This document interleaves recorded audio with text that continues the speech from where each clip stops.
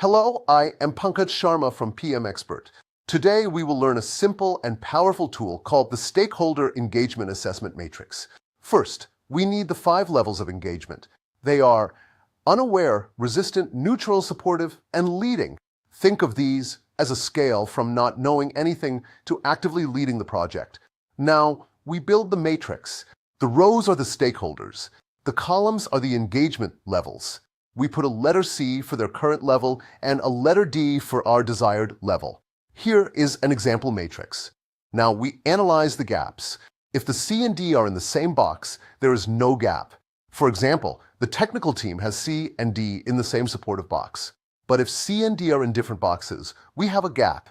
The department manager is currently resistant, but we want them to be supportive. That tells us we need a plan, like a private meeting to address concerns. To summarize, this matrix helps you build a communication plan, manage risk, and focus your time on the stakeholders who need the most attention.